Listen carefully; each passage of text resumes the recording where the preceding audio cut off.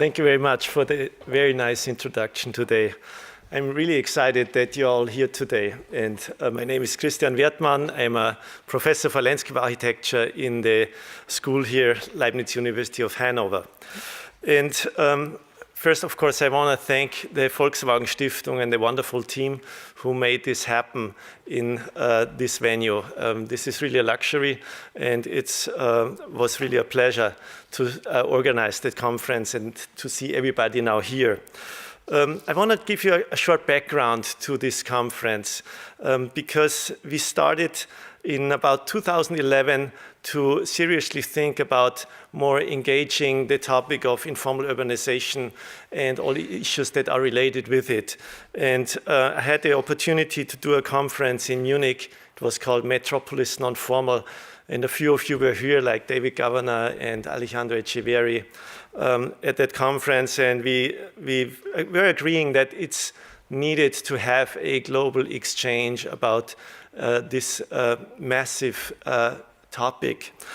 And so we did another conference in 2013, 2 years later, that we called Metropolis Non-Formal Anticipation, because the numbers that were coming in terms of future urbanization on the planet were startling, and we felt there has to be more engagement, especially in my field of landscape architecture, where not many people were working in that area.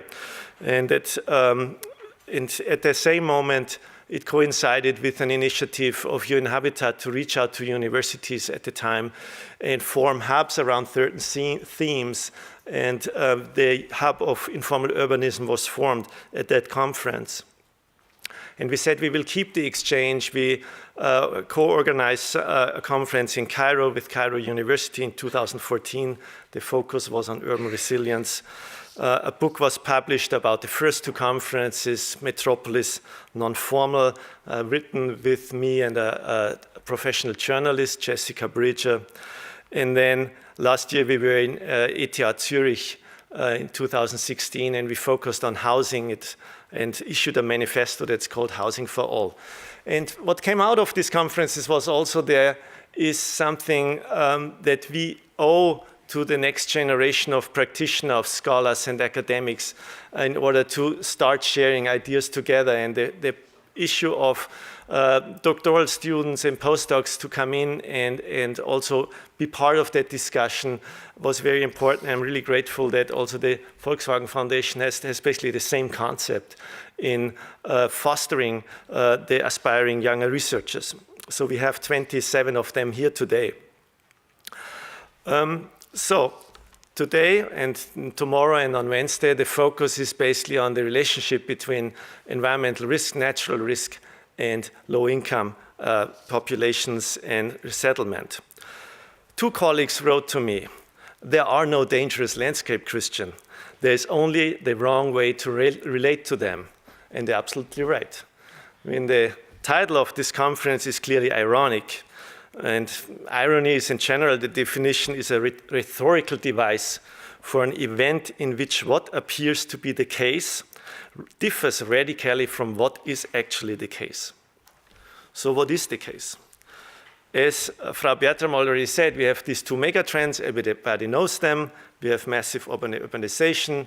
We go from 4 billion people in cities on the planet to 6.5 by 2050, if the prognosis is right. And we know that the majority of it will happen in Africa and Asia. We know that close to 1 billion people, or 880 million, live currently in slums as a definition by the UN. I don't use normally the word slums because I disagree totally with it. But as they have this definition of slum and how it's defined, I have to use it in this context. They make out about 1/3 of urban population in a moment, and we have no precise numbers now. For 2050, I asked UN Habitat before that meeting, what are the prognoses for 2050?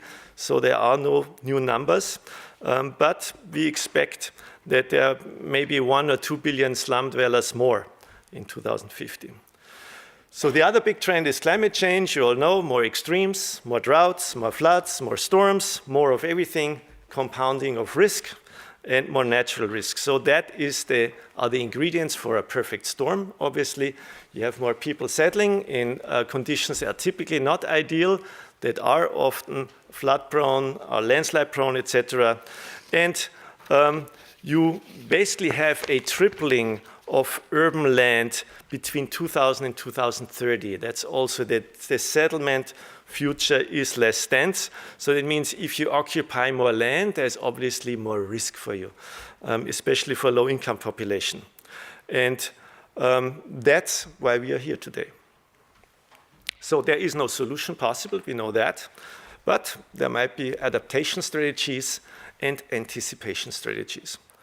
And these urbanization phenomena are so complex and so large that a single discipline cannot do much. Actually, a single discipline focus is harmful.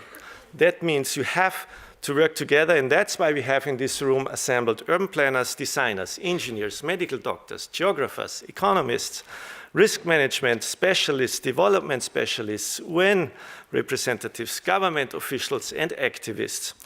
And I know that some of you are wearing several hats at once.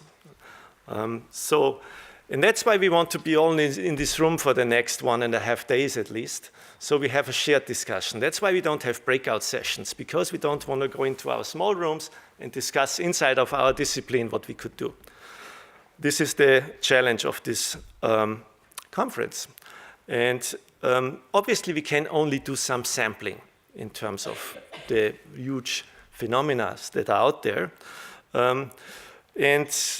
For me, there are a few central questions that I would like to have some ideas on when I walk out on that on Wednesday afternoon.